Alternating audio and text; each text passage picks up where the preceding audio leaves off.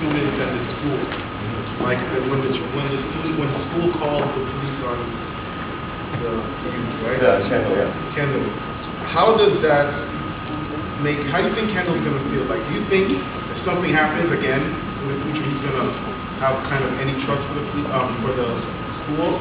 And doing so, when he's going through that, is there a bridge before, like, you go to the extent of calling the police? Is there like a medium or middle ground where he can, like, when is it drastic or severe enough to bring the police involved and change somebody's life?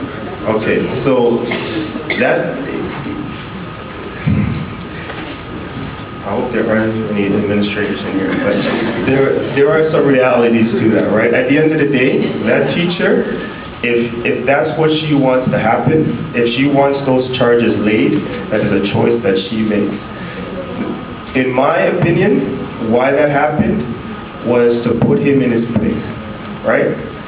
Because he had to go through the whole process, a year of going through this, just for it to say, hey, you know what, just write an apology. And that could have been done a long time. But what it did, it forced him to be in a subservient position, right? So it's creating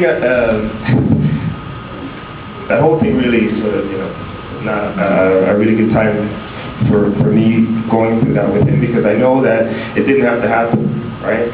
And at the time he was 16 years old, right? And going through that system and walking in that space and seeing so many people that look like him, right, on the wrong side of things, right? So, yeah, it is,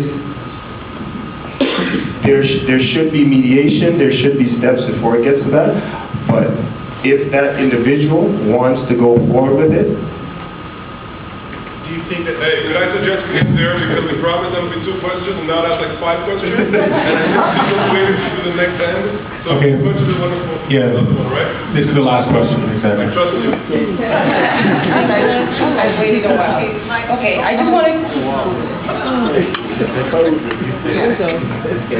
Sorry, I just want to commend you on the work that you have done and that for following through with the film, and keep up the good work.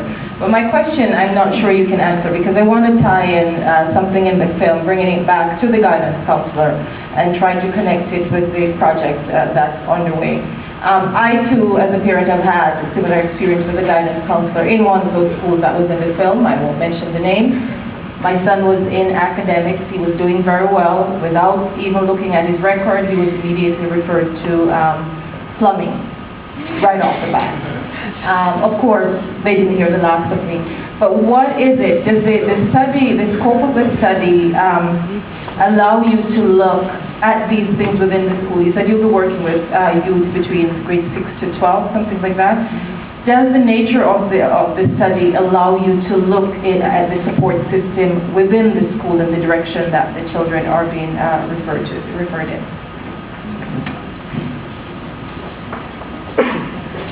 That's an excellent question. I think it's a question you should probably answer. It's an excellent question. I wish they'd come to me. Because we're really in the very early phases of the project, I really can't say what exactly the youth economic education strategies we end up doing. I don't want to say, well, we're not looking at the school system or we're not doing this.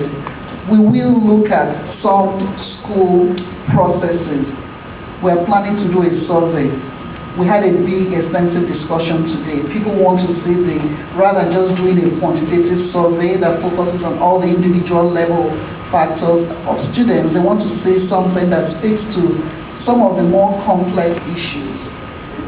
So, but we haven't teased that out, so I really can't say this is what we're going to do.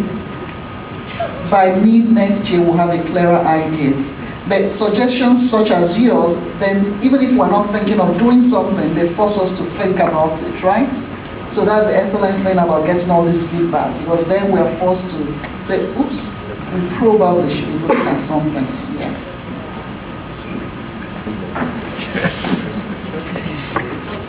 Christian has to speak, okay? Sorry. That's lackluster.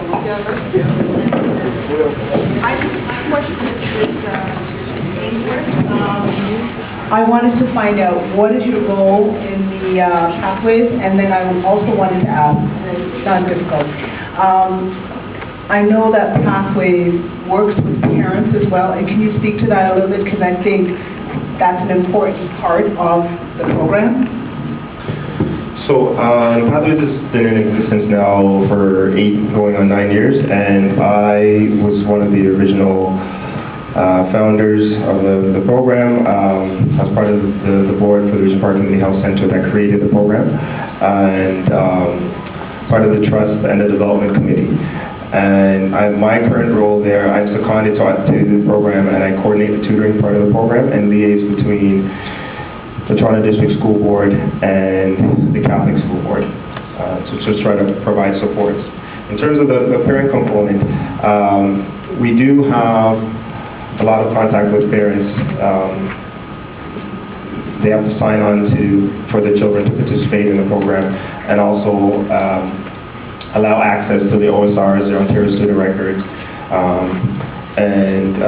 We also try to provide as much training and support in terms of advocating within the schools. So what we try to do is walk the parents through that process. So it's not our responsibility to go there and replace the parent in any sort of meeting, but what we do is help to support them or advocate with them.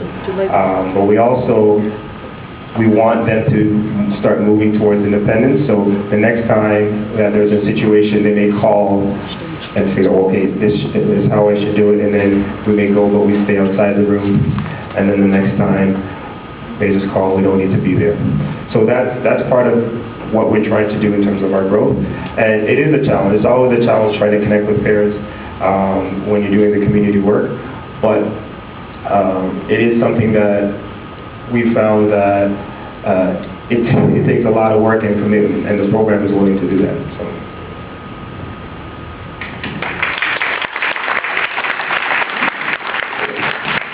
I'm sure there are a lot more questions, which just goes to show how interesting this documentary is. So please, another round of applause for Ainsworth. Came all the way out from work, so straight up after you finished the job and made it in time, so that's great. We'd like to give you a small gift of appreciation. Thank you.